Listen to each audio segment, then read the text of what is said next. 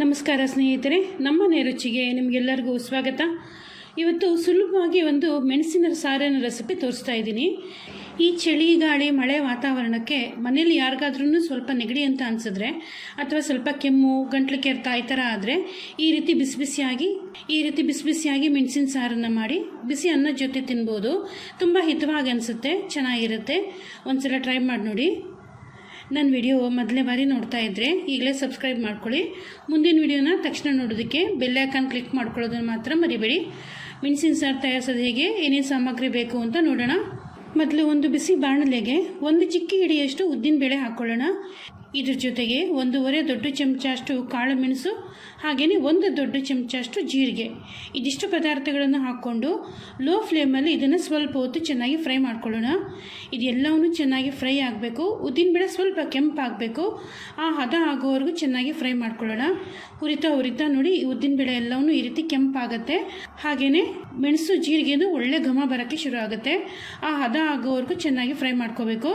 ಒಂದು ಸಲ ಇದಿಷ್ಟು ಪದಾರ್ಥಗಳನ್ನು ಹದವಾಗಿ ಹುರ್ಕೊಂಡ್ಮೇಲೆ ಇದಕ್ಕೆ 1 ಕಪ್ಪಷ್ಟು ತುರಿದಿರುವಂಥ ಒಣಕೊಬ್ಬರಿನ ಹಾಕ್ಕೊಳ್ಳೋಣ. ನಾನಿಲ್ಲಿ ಒಂದು ಚಿಕ್ಕ ಬಟ್ಲಷ್ಟು ಒಣಕೊಬ್ಬರಿನ ತುರಿದಿಟ್ಕೊಂಡಿದ್ದೆ, ಅದನ್ನು ಹಾಕ್ಕೊಂಡಿದ್ದೀನಿ. ಒಣಕೊಬ್ಬರಿ ಹಾಕಿದ್ಮೇಲೆ ಮತ್ತೆ ಸ್ವಲ್ಪ ಹೊತ್ತು ಚೆನ್ನಾಗಿ ಫ್ರೈ ಮಾಡ್ಕೊಳ್ಳೋಣ. ಒಣಕೊಬ್ಬರಿನೂ ಸ್ವಲ್ಪ ಕೆಂಪಾಗಬೇಕು, ಕಲರ್ ಚೇಂಜ್ ಆಗಬೇಕು. ಆ ರೀತಿ ಒಣಕೊಬ್ಬರಿ ಸ್ವಲ್ಪ ಡ್ರೈ ಆಗೋ ರೀತಿ, ಕೆಂಪಾಗೋ ರೀತಿ ನೀಟಾಗಿ ಹುರ್ಕೊಳ್ಳೋಣ.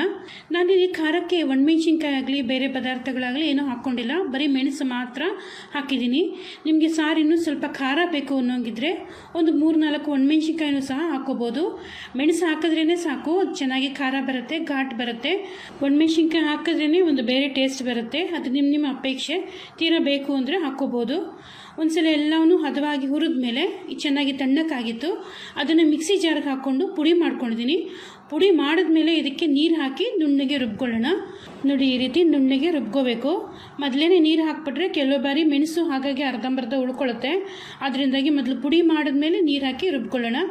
ರುಬ್ಬಿರೋದನ್ನು ವಾಪಸ್ಸು ಬಾಣಲೆಗೆ ಬಗ್ಗಿಸ್ಕೊಂಡು ಇದಕ್ಕೆ ನೀರು ಹಾಕಿ ಹದ ಮಾಡ್ಕೊಳ್ಳೋಣ. ಒಮ್ಮೆಗೆ ಜಾಸ್ತಿ ನೀರು ಹಾಕೋದು ಬೇಡ, ಅದೊಂದು ಕುದ್ದ ಮೇಲೆ ಇನ್ನೊಂದು ಸ್ವಲ್ಪ ನೀರು ಹಾಕಿ ಹದ ಮಾಡ್ಕೋಬೋದು. ಇದಕ್ಕೆ ಸ್ವಲ್ಪ ರುಚಿಗೆ ತಕ್ಕಷ್ಟು ಉಪ್ಪು, ಸ್ವಲ್ಪ ಬೆಲ್ಲ, ಇದಿಷ್ಟನ್ನು ಹಾಕ್ಕೊಂಡು ಚೆನ್ನಾಗಿ ಕಲಿಸ್ಕೊಳ್ಳೋಣ.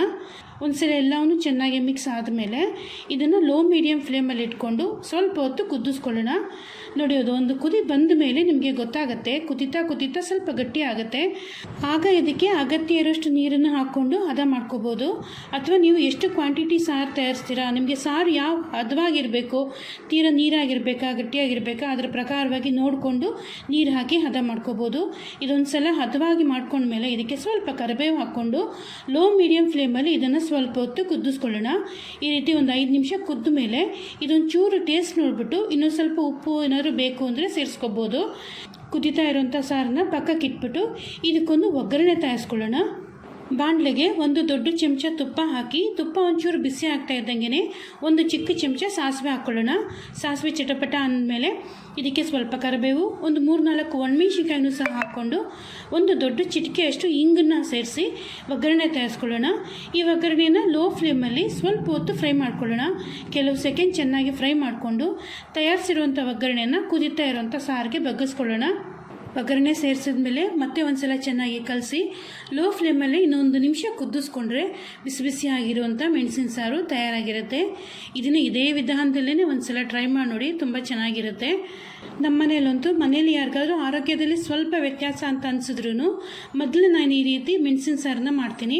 ತುಂಬ ಹಿತವಾಗಿರುತ್ತೆ ತಿನ್ನೋದಕ್ಕೆ. ಬಿಸಿ ಅನ್ನಕ್ಕೆ ತುಪ್ಪ ಹಾಕ್ಕೊಂಡು ಈ ಮೆಣಸಿನ ಸಾರನ್ನ ಹಾಕ್ಕೊಂಡು ತಿನ್ನೋದಕ್ಕೆ ತುಂಬ ಚೆನ್ನಾಗಿ ಅನಿಸುತ್ತೆ. ಯಾರಿಗಾದ್ರೂ ಬಾಯಿ ರುಚಿ ಕೆಟ್ಟಿದ್ರೂ ಸಹ ಈ ರೀತಿ ಬಿಸಿಯಾಗಿ ಮೆಣಸಿನ ಸಾರು ಮಾಡ್ಬೋದು, ಅವ್ರಿಗೂ ತುಂಬ ಇಷ್ಟ ಆಗುತ್ತೆ. ಒಂದು ಸಲ ಟ್ರೈ ಮಾಡಿ ನೋಡಿ, ಖಂಡಿತ ಇಷ್ಟಪಡ್ತೀರಾ. ನಾನು ಈಗಾಗಲೇ ಸಾಕಷ್ಟು ಬಗೆಯ ಸಾರಿನ ರೆಸಿಪಿ, ಸಾಂಬಾರು ರೆಸಿಪಿ ತೋರಿಸಿದ್ದೀನಿ. ಆ ರೆಸಿಪಿಗಳ ಪ್ಲೇಲಿಸ್ಟನ್ನು ನಾನು ವಿಡಿಯೋ ಕೊನೆಯಲ್ಲಿ ಹಾಕಿರ್ತೀನಿ. ಹಾಗೆಯೇ ಹುರುಳಿ ಸಾರು ರೆಸಿಪಿನೂ ಸಹ ತೋರಿಸಿದ್ದೀನಿ. ಹುರುಳಿ ಸಾರು ರೆಸಿಪಿನೂ ಅಷ್ಟೇ ಇನ್ಸ್ಟೆಂಟಾಗಿ ತಯಾರಿಸುವಂಥ ವಿಧಾನ ತೋರಿಸಿದ್ದೀನಿ. ಆ ರೆಸಿಪಿಗಳ ಪ್ಲೇಲಿಸ್ಟನ್ನು ನಾನು ವಿಡಿಯೋ ಕೊನೆಯಲ್ಲಿ ಹಾಕಿರ್ತೀನಿ. ನಿಮ್ಗೆ ಇಷ್ಟವಾದದ್ದನ್ನು ನೋಡಿ ಟ್ರೈ ಮಾಡಿ. ಯಾವುದು ನಿಮಗೆ ಇಷ್ಟ ಆಯಿತು, ಯಾವುದು ನಿಮಗೆ ಹೇಗೆ ಅನ್ನಿಸ್ತು ಅಂತ ನನಗೆ ಕೆಳಗಡೆ ಕಾಮೆಂಟ್ ಮಾಡಿ ತಿಳಿಸಿ. ನನ್ನ ವಿಡಿಯೋ ಇಷ್ಟ ಆಗಿದ್ದರೆ ಲೈಕ್ ಮಾಡಿ, ನಿಮ್ಮ ಫ್ರೆಂಡ್ಸ್ಗೆ ರಿಲೇಟಿವ್ಸ್ಗೆ ನನ್ನ ವಿಡಿಯೋನ ಶೇರ್ ಮಾಡಿ. ನನ್ನ ಚಾನಲ್ಗೆ ಇನ್ನೂ ಸಬ್ಸ್ಕ್ರೈಬ್ ಮಾಡ್ಕೊಂಡಿಲ್ಲ ಅಂದರೆ ಈಗಲೇ ಸಬ್ಸ್ಕ್ರೈಬ್ ಮಾಡ್ಕೊಳ್ಳಿ. ಮುಂದಿನ ವಿಡಿಯೋಗಳಲ್ಲಿ ಭೇಟಿಯಾಗೋಣ. ನಮಸ್ಕಾರ.